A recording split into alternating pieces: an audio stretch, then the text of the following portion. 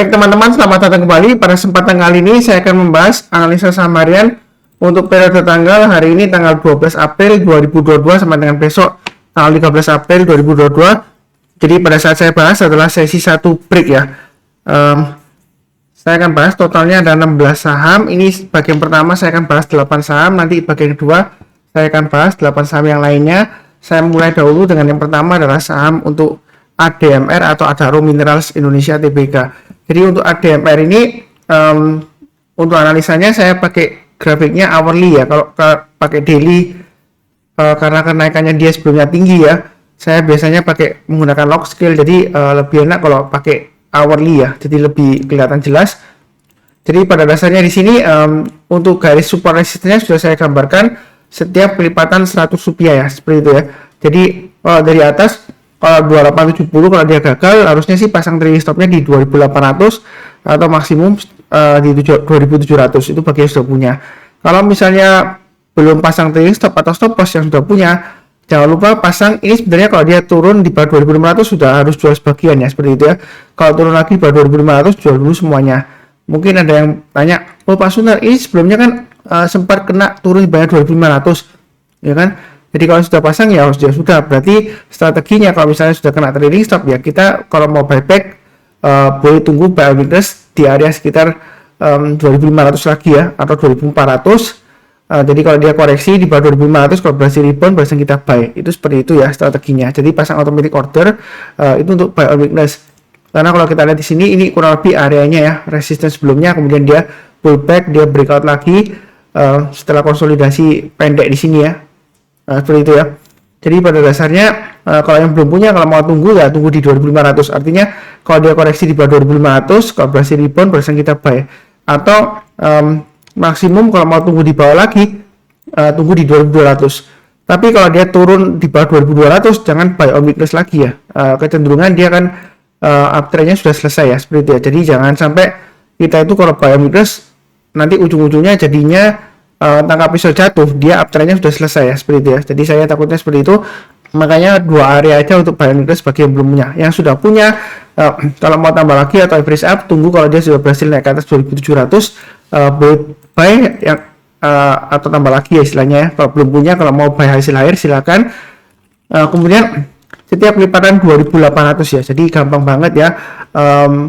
Levelnya untuk menentukan yang simple aja, sederhana aja, karena sejauh ini kalau pakai acuan setiap lipatan 100 lumayan lah, seperti itu ya untuk acuannya ya. Support resistance-nya kalau mau trading istilahnya swing ya 1 sampai 5 hari, seperti itu ya. Jadi untuk posisi sekarang baiknya bertahap aja. Kalau dia naik setiap lipatan 50 rupiah atau 100 rupiah boleh tambah lagi atau average up. Jadi pada dasarnya kalau mau buy sekarang sih masih cukup bagus lah ya, masih belum jauh banget dari 2500. Jadi baiknya bertahap aja. Kalau nggak mau sekalian tunggu buy hasil akhir atau breakout ya, naik ke atas 2700 buy, naik ke atas 2800 tambah lagi atau average up. Jadi strateginya seperti itu, kurang lebih cukup untuk ADMR. Berikutnya untuk MDKA.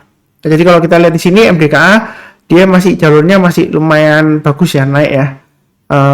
MA20 nya masih mengarah ke atas seperti yang saya gambarkan sebelumnya. Buy on weakness kalau mau tunggu di 4750. Artinya ini kan dia dari atas sudah kena resisten ya 5700 ya. Target Fibonacci extension 127,2% sudah saya pernah gambarkan. Jadi yang lagi ngikutin saya lumayan profitnya ya, naik lagi tambah lagi, naik lagi tambah lagi. Nah ini Pak Sunar, uptrendnya masih bagus nggak? Sebenarnya uptrendnya untuk MDKA ini masih bagus.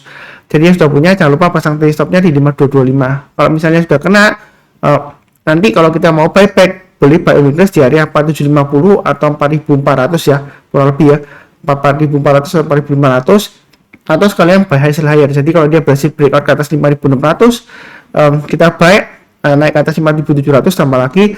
Berikutnya setiap lipatan 50 rupiah aja. Ini targetnya masih memungkinkan ke 6000 dan 6300 ya, kurang lebih seperti itu ya. Kalau dia selama dia bertahan di atasnya ini ya 4750, memang range-nya agak jauh ya, karena dia fluktuasinya lumayan tinggi ya, seperti itu ya. Jadi untuk MDKA sejauh ini masih cukup bagus, tunggu area buy weakness atau dia kalau sudah berhasil breakout lagi barusan kita buy high sell higher ya, seperti itu kurang lebih ya. Oke cukup. Berikutnya untuk Arto. Ini Arto posisinya dia masih cenderungan downtrend seperti itu ya. Jadi kalau area buy on weakness untuk Arto menurut saya sih lebih baik tunggu aja kalau dia sudah berhasil naik ke atas 14.500. Karena kalau dia belum berhasil naik ke atas 14.500, dia masih resiko turun lagi ke bawah. Mungkin ada yang tanya, oh Pak Suntar, ini sebelumnya dia berhasil kemudian gagal. Iya benar ya. Jadi kalau digambarkan kalau dia berhasil naik ke atas 14.500, memang resikonya berkurang ya, seperti itu ya. Jadi kecenderungan rewardnya lebih tinggi, tapi nggak pasti berhasil nggak ya.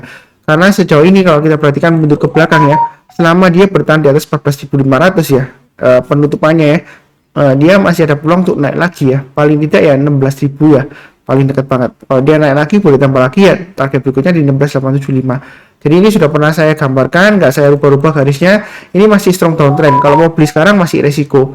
Kalau yang sudah punya, pasang aja stop lossnya di 12.800 ya, kurang lebih seperti itu. Mudah-mudahan dia berhasil rebound ya, tapi tunggu kalau dia sudah berhasil naik ke atas 14.500 ya kalau mau buy. Cukup ya untuk Arto. Berikutnya untuk BBCA. Jadi BBCA bagaimana? Ini area buy on weakness sudah saya sebutkan di 7.600 atau di 7.750 kalau misalnya nggak dikasih ya. Mau buy sekarang sih boleh saja, tapi buy-nya bertahap aja. Setiap kelipatan 50 atau 100 rupiah kita tambah lagi atau average up ya. Untuk BBCA jangan terlalu agresif sih.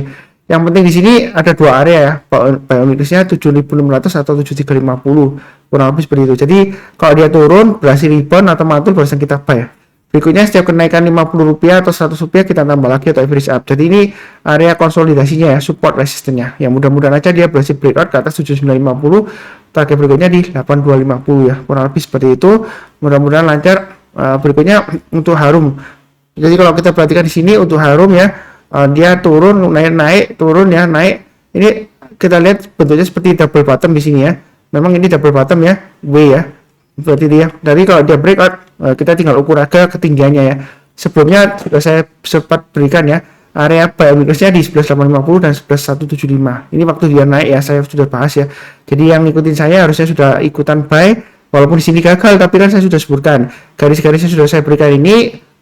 Fungsinya ganda, bisa untuk average up kalau dia berhasil breakout, tapi kalau gagal ya jangan lupa pasang trailing stop ya, seperti itu ya. Jadi buy weakness kondisi sekarang tunggu di 11.850 atau 11.175. Kalau yang mau tambah lagi atau average up, tinggal pakai acuan yang di sini aja, high yang terdekatnya kan dia di swing high-nya di 13.425. Kalau dia naik ke atas 13.425, yang mau buy hasil higher silakan, tapi bertahap aja, target berikutnya di 14.000 dan 15.000 ya. Kurang lebih seperti itu untuk Harum. Mudah-mudahan lancar. Dicek juga apakah ada aksi korporasi ya. Karena saya fokusnya di pergerakan harganya saja, nggak cek beritanya seperti itu ya. Kurang lebih sih cukup untuk Harum. Berikutnya untuk BBRI. Nah, BBRI sekarang testing area 4.550. Area buy weakness yang saya berikan adalah 4.460 dan 4.280. Ya kan? Nah, apakah buy sekarang lebih baik tunggu di 4.460 lah. Kalau dia koreksi berhasil rebound barusan kita buy. Atau di sini kalau kita perhatikan ya, ini kan garis saya di 4.600. Jadi kalau yang mau buy weakness, kalau dia berhasil rebound naik ke atasnya, saya pakai acuan hanya kemarin aja 4620 ya. Jadi kalau naik ke atas 4620 boleh buyback kalau yang mau ya. Istilahnya buy weakness di area konsolidasinya atau sideways areanya di sini ya.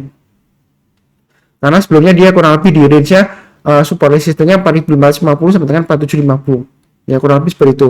Belinya bertahap aja, setiap pelipatan 50 rupiah atau 100 rupiah kita tambah lagi atau average up ya. Kurang lebih seperti itu untuk BBRI. Memang kalau kita perhatikan ini Pak Sunar, untuk BBRI memang MA20 nya masih mengarah ke atas walaupun ini mulai melandai ya, mulai mengarah ke bawah.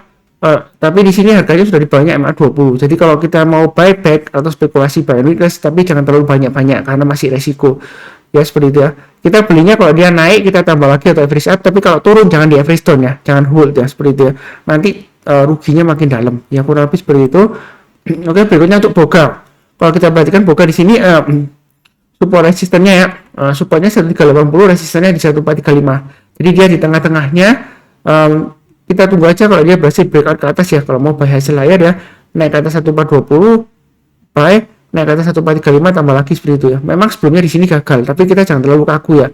Kalau sebelumnya dia gagal ya, belum pasti kali ini dia gagal lagi ya. Tapi belum pasti dia berhasil ya seperti itu ya. Makanya garis-garis ini untuk average up ya. Jadi kita belinya bertahap aja. Area buy weakness kalau yang ngikutin saya sudah lama ya, ini sudah mulai dari 1380 saya sudah sebutkan ya seperti itu ya. Untuk Boga sebenarnya memang seringkali dia sideways ya, tapi kalau kita perhatikan ikutin garis saya itu buy-nya dekat support ketika dia berhasil rebound, kemudian kalau dia gagal kena resisten turun ya kita jual, lumayan lah ya, istilahnya TikTok lah seperti itu ya, scalping lah seperti itu. Tapi scalpingnya bukan dalam satu hari atau day trader enggak ya, ini dalam beberapa hari ya, tapi lumayan pendek lah ya, volumenya juga lumayan masih aktif ya seperti itu untuk Boga ya, kurang lebih cukup lah ya untuk Boga. Berikutnya untuk Care, jadi emiten kesehatan ya di sini ya. Dia masih cukup bagus. Ini dia akan testing area resisten di sini, swing high-nya di 595. Dia akan berusaha untuk breakout ya dalam waktu dekat ya. Saran saya kalau sudah punya, pasang aja trailing stop-nya di 580 dan 560. Misalnya kalau sudah kena karena sudah ngikutin garis saya, itu kalau mau buyback atau tambah lagi, kalau dia berhasil breakout ke atas 600 silakan tambah lagi kalau sudah punya, atau buyback ya kalau misalnya sebelumnya kena trailing stop, atau yang belum punya kalau mau buy hasil akhir silakan. Kalau misalnya nggak berani Pak Sunar, saya tunggu aja buy weakness di area 540 dan 500 ya, kurang lebih seperti itu ya. Jadi yang ngikutin saya sebenarnya ini sudah saya gambarkan sebelumnya ya, 500 kalau sudah berhasil rebound silakan buy, belinya bertahap aja, naik atas 520 tambah lagi, naik atas 540 tambah lagi dan seterusnya. Jadi Care ini sudah lumayan sering saya bahas ya, dia support resistennya lumayan rapi lah ya, di setiap kelipatan Rp20 mulai dari 500 ya, seperti itu ya. Berikutnya juga ini sama, kalau dia naik ke atas 600 kalau mau tahu target berikutnya di 620 dan seterusnya. Seperti itu ya.